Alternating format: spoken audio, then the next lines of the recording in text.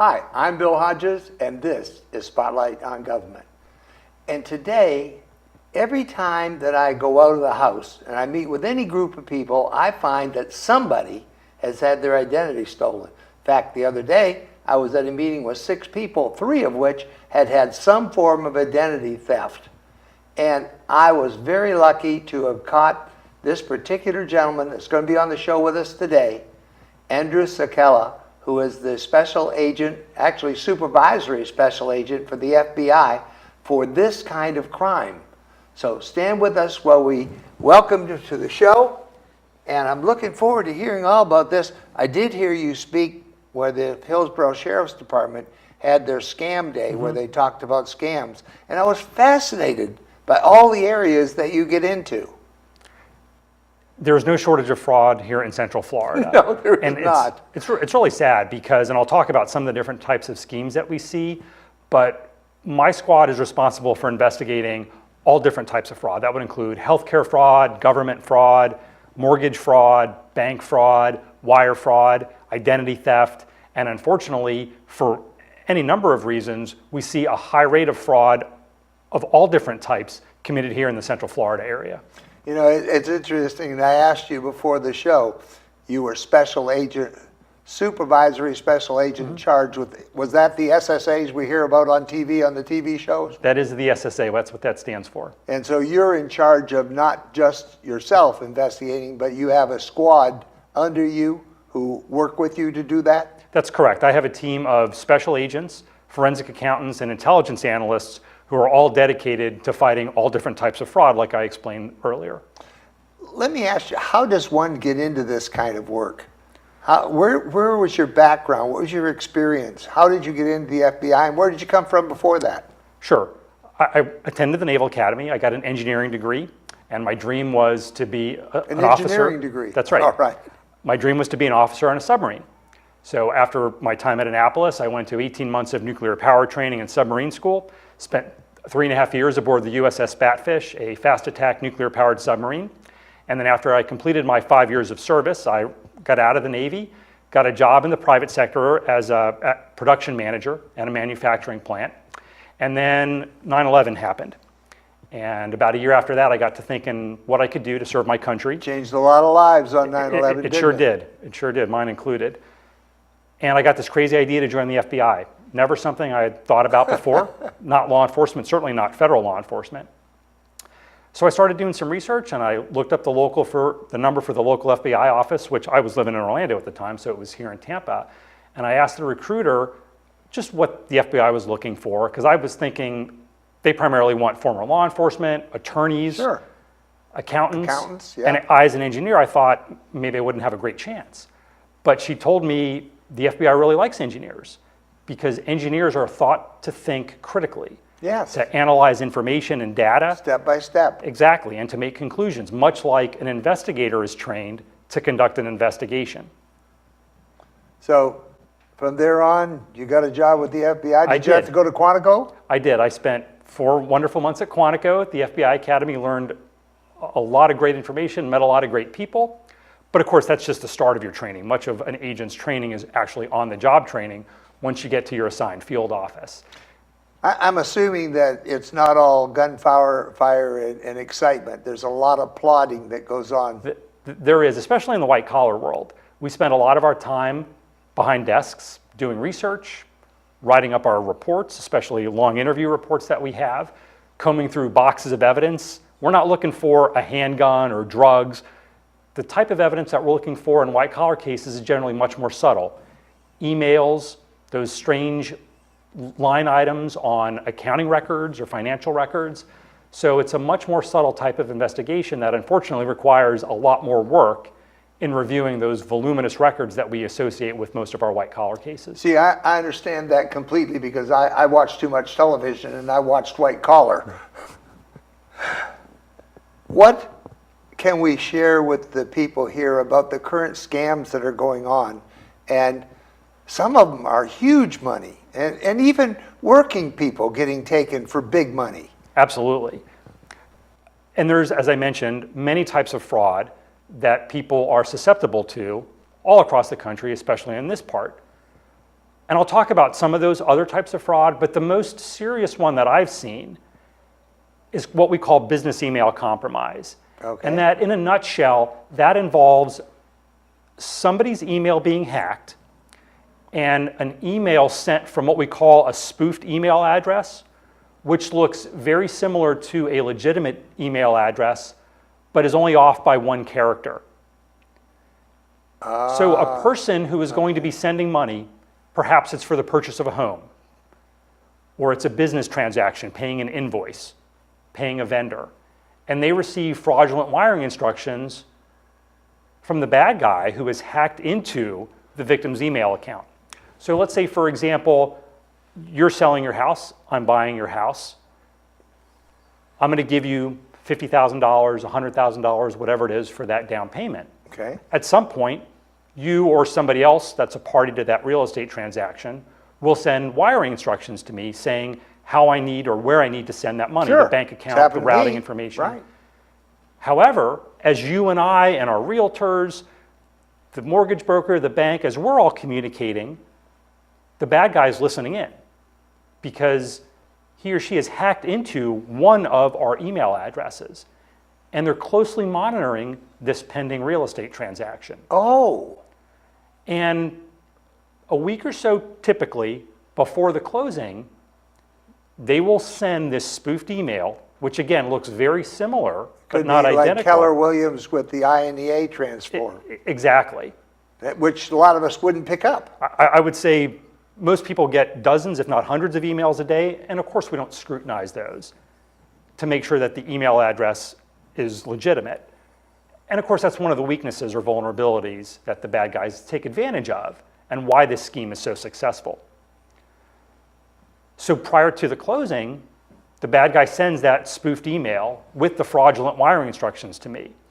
So I think I'm sending my hard-earned money that I've saved up Right. for the purchase of this home to you, but in fact, it goes to somebody else.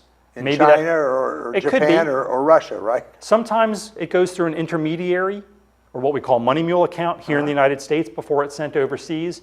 There's all different variations of the scheme, but the bottom line is you don't have the money, and now I don't have the money. The bad guy has it, and as law enforcement, we've got to try to get it back.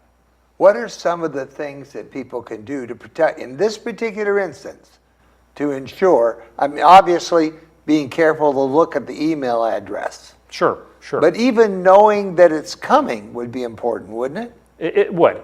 And the FBI has a public service announcement, actually a series of public service announcements on its website, fbi.gov, that go into great detail about this particular scam. And it lays out the variations of the scam, ways that you can take to prevent yourself from being victimized by it. And there's some great information on that, and I strongly recommend that everybody take a look at that public service announcement on business email compromise. But the simplest and easiest way to prevent this from happening is what we call two-factor authentication, which means when you get that email with the wiring instructions, and this doesn't apply just to real estate transactions, this applies to any kind of business transactions. When you get that email, don't take that email for face value. Pick up the phone and call the person that sent that email and make sure that the email is legitimate, that it came from them, and that the wiring instructions are complete. That is by far the easiest, cheapest, and quickest way to put an end or at least reduce the number of these incidents of fraud that we see. Now, if I do that and I call them and they say, no, we didn't send that, now what should I do? I mean, obviously, I'm not going to send any money on it, but should I let you folks know about it? And if I should, how do I do that? You should let us know about that. Now, the FBI has established what we call the Internet Crime Complaint Center. It's www.ic3.gov. And that is... Say that again slowly. Surely. It is the Internet Crime Complaint Center. That's the official name of it. But the website is www.ic3.gov. That's the clearinghouse for all reports related to wire or internet fraud. We'll put that up on post-production so that people can see it on the screen. Sure. We encourage folks to report any attempted thefts or frauds, But because of our competing resources and our limited resources, we generally only look at those frauds in which an actual loss has occurred. And if you discover that you are the victim of this type of scheme, the first thing you need to do is call your bank and let them know about this fraudulent transaction. Because maybe, depending upon how long ago the wire transfer was sent, they may be able to recall that and get the money back to you right away. And that's important to do that immediately as soon as you suspect the problem. Absolutely. And the second step is to pick up the phone and call your local FBI field office, because you want to let somebody know right away about this fraud so that law enforcement can intervene to hopefully stop that transaction before the bad guys can take the money out. They get to the other bank. Exactly, exactly. And then the third thing you want to do is to go onto the ic3.gov website and file that complaint. But it's critical that you call and talk to somebody at your local office and let them know about this fraud.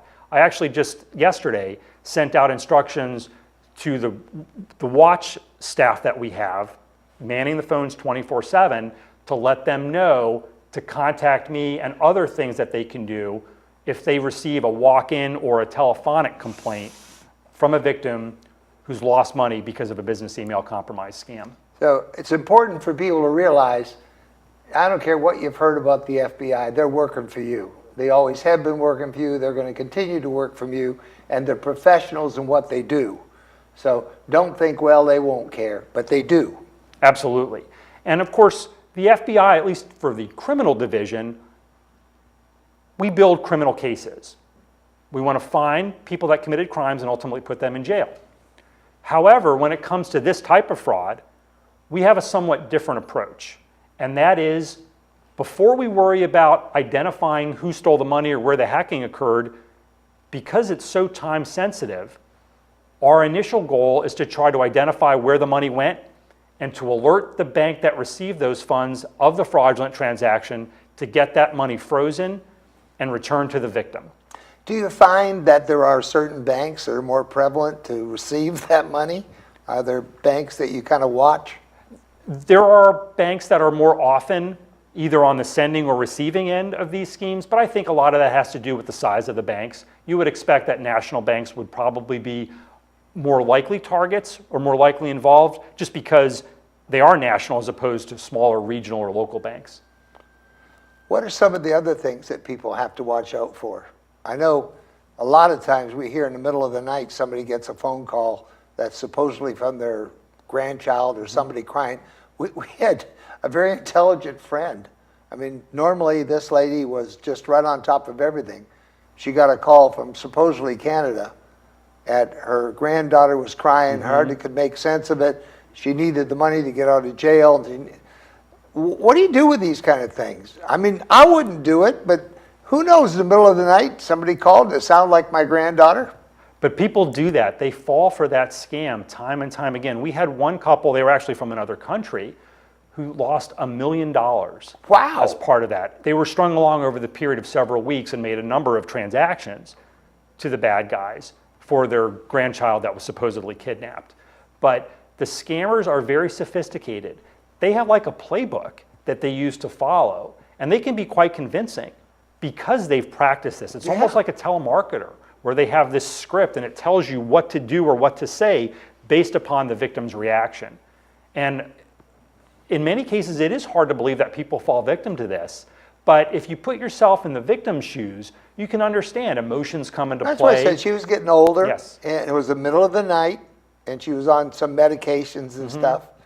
But she was bright enough to be able to get the money to them. So Right. it just seems to me that there are, I really hate it, the number of people trying to take advantage of older people. Now, I live in Sun City Center, disclaimer here, and we've got a lot of old people there, and we get an absurd amount of phone calls from people saying that they're with Microsoft and your computer isn't working and they're going to help you with it.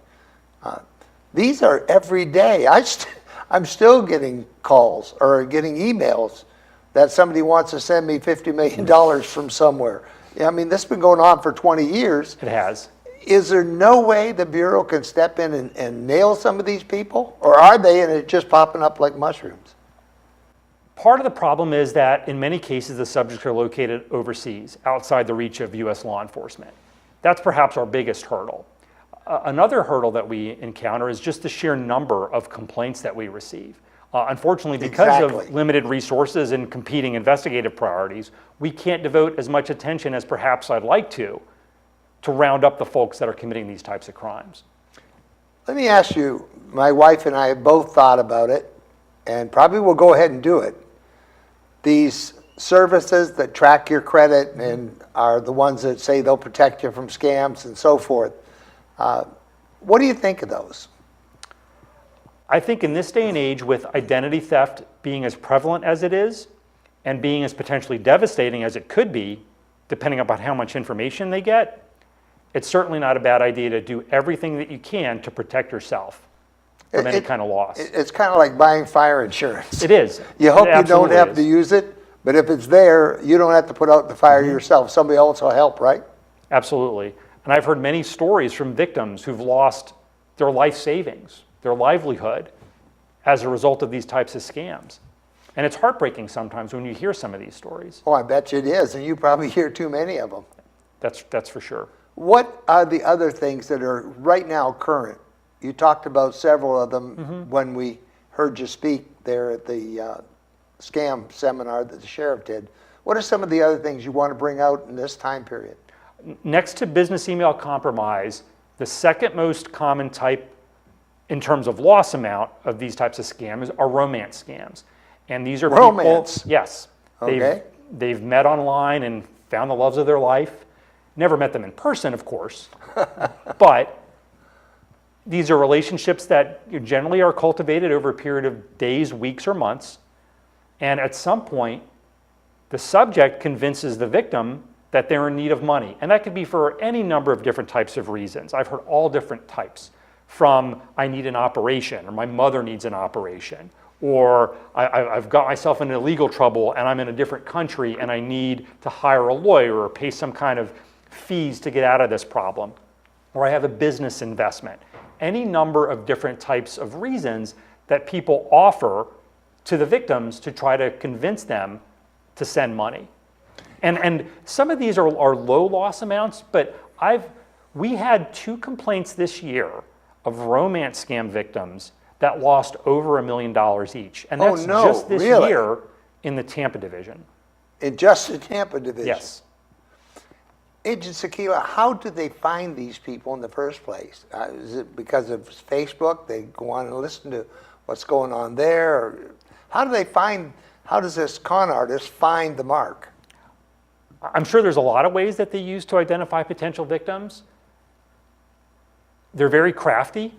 This is essentially their job. They don't have legitimate 9-to-5 jobs like you or I or most people do, or at least had when they were working before they retired. They spend all day trying to identify victims, trying to find new schemes. That is their 9-to-5 job. It is their job, exactly. They're trying to find new ways to scam people. When one scam stops working, they develop a new scam to target people with.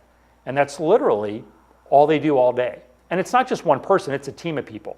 So for example, the con artist who is trying to swindle the victim of a romance scam, it's not like they're only dealing with one potential victim. They have 5, 10, 20 victims that they are dealing with at any given time. And I'll give you an example. Wow. So we had one victim who lost over $2 million. And her family reported this to us. And I actually sent a couple agents out to interview the victim who thought she was in a real relationship. And even after talking to the agents, she was not convinced that this was anything but true love, even though, again, she had never seen, much less met the person. Yeah. That's how convincing these are. But when the family, before we got involved, when the family tried to convince her that this was a scam, they went on to the individual's Facebook account and found other related Facebook accounts that were linked to the same user. Ah. And for example, he had one Facebook account where the only friends he had were named Joanne. Oh my. And they tried to tell the victim, he does this to women. He has all of these victims lined up that he's preying on. He is not faithful to you. And she still, after being confronted by her family, after being confronted by law enforcement, she still thought it was not a scam. I'm almost dumbstruck It's with unbelievable. all of that. How old was she? Was she in dementia or? That was one of the considerations that we had, was that she wasn't in full possession of her mental faculties. Wow, $1 million. Over 2 million Over 2 million. for her, yes. Yeah, I look at Facebook and I see a lot of people giving away a lot of free information. I mean, really personal information. And I wonder, it's a little scary. It is a little I scary. mean, I'm on So Facebook and I use it a lot. I'll tell you a story about that as well. So my daughter, who was 17 at the time this happened, like most teenagers, very active in Facebook. Sure. We were going away for a family vacation up to North Carolina to visit my brother for a week. And I told her, don't post anything on Facebook about our trip until after we get back. Well, Dad, why are you saying that? I want to tell my friends. And I said, tell them when you get back. And I explained to her that there's people that are out there surfing social media and the internet to find out information about when homeowners are going to be on vacation, for example. And they use that to target homes for theft. And I explained this to my daughter, and she said, oh, Dad, you're paranoid. You're an FBI agent, and that's the only reason why you're saying this. And she's right. I am paranoid. Yep. But that's because But I you've know earned the right to be. I know what people do. I know what kind of tactics and techniques that they use. And social media is absolutely exploited by the bad guys to look for password information, for example. So you post that my dog's name is Spot. So now the bad guy knows the family pet's name is Spot. Oh, yeah. Maybe Spot is used in the password. That's right. My son had a birthday yesterday. Oh, so they have a son who was born on 4/17. Maybe their password is 417 Spot or Spot 417. Right. Yeah. And soon they've hacked into their email. I've always said that if you give me 3 weeks to talk to somebody, I'll know exactly where you are and what you're doing. That's absolutely right. And again, these are professionals that we're Yeah, talking and I'm about. not a professional at that. I talked to one fellow, and I finally got him to talk to me on the scam where IBM were going to check your, or Microsoft were going to check your computer. Found out he was from Pakistan. And I said, does your mother know that you have a living cheating people? He said, I get $2 an hour. He said, and that feeds my family and my wife's family. He said, I don't like what I'm doing, but that's what I'm doing. So when you think about it, if they can hire people at almost no fee, they can keep making calls round the clock. Oh, absolutely. And one score pays off everything all over the place. That's for certain. Back to business email compromise, the average loss amount for one successful business email compromise incident is almost $120,000 from one successful scam. So the average bank robber gets away with between $5,000 and $10,000 when they rob a bank. That's a lot of bank robberies you have to do to get up to $117,000, which is the average loss amount for one wire fraud scam. Yeah, and a lot more chance of getting caught. Absolutely, a lot more dangerous. Wow. Are there any others? We've got a few more minutes. Are there any others that come to mind that you really want to get across? Investment fraud scams. Okay. That's another very common type of scam that we see here in Central Florida. Now, most of the investment frauds that we see across the country are more like Ponzi schemes or pyramid schemes, which typically involve many investors who have lost a relatively small amount of money, maybe $5,000 or $10,000 or so apiece. But what we see in Central Florida is more single or individual investors that have lost significant amounts of money, $100,000, $500,000, $1 million apiece. They get suckered in by promises of little to no risk, high returns on investment, 20, 30, 50%. And again, the bad guys that we're talking about that pull off these scams are professionals. They're slick and they're polished. And they understand the markets, they understand They do. the terminologies and all this. Many of them are probably people who've worked in that industry. Absolutely. So they sound like they know what they're talking about. They're good at inspiring confidence in people. That's where the term con man comes from. Confidence yeah. man. And that's what they do. They give that air of legitimacy, of competency that convinces the victim to invest that money with them. And I'm amazed sometimes when we open these cases and we start doing our investigation and we ask for, so you gave $500,000 to this individual who you just met. What sort of documentation do you have? Oh, well, we didn't have any documentation. We shook on it. Shook, right. Or he wrote it on a cocktail napkin at the restaurant or the hotel bar that we were at.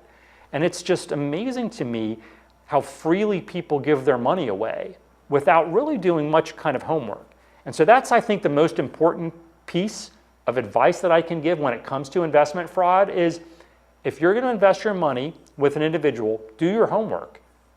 Check the internet for any kind of other derogatory information about this individual or company. And they may have changed their name 3 times anyway. That's true. That's true. But we had one investment fraudster who got put in jail a couple years ago, and he had been previously sanctioned by the Securities and Exchange Commission for investment fraud, not charged criminally, but prevented from trading for a period of 5 years. Well, he didn't honor that 5-year period. He went back to scamming people, to raising money in his true name. And so when we, throughout the course of our investigation, interviewed his victims, we asked them, did you do any research? Did you Google this person's name to find out if he was legitimate or not? And only one of them said yes. If they had, they would have found out about the SEC filings because that's public information. Right. But even the one that found out about him confronted the subject, who had a great story to explain away how he had been rehabilitated and now approved by the SEC to engage in investment trading. So he actually spun that around and took that derogatory information and used it as a way to sell himself more effectively to the victim. I have been through the fire and have come out. Exactly. I'm all right now. I've been cured. I've found the light, whatever, right? And that happens. It does happen. That happens, and we see so much of it out, again, in Sun City Center, because that's where we're at. Mm-hmm. We see an awful lot of that. We find that people are basically trusting. That's absolutely true. And I hate to live in a world those people can't feel comfortable. Mm-hmm. I hate to go through life not trusting anybody. But there are times when you just can't do that, right? Absolutely. My suggestion, and I try to see the best in people, I try to be an optimist, but my suggestion is that whenever you get an email, a phone call, even a letter, that you assume that that letter is fraudulent, that email or phone call is fraudulent until you prove otherwise. You get a text alert about a potentially fraudulent charge on your credit card, it says call this number, don't call that number, look at your credit card call that number, not the number that appears in that text. That may be a very valuable thing to do because a lot of people would say, oh my goodness, I'm going to call that number. Right. Wow. And that's one of the weaknesses that the bad guys exploit. Agent Sakala, would you come back? Certainly. I'd love to have you back on the program to talk about some more of these things because you can save my listeners a lot of money and more often a lot of heartache. I'm Bill Hodges. This is Spotlight on Government. You're unique, you're special, and you're great. Tell yourself so often because you are, you know. And Agent Sakala, thanks for being with us. Thank you, Bill.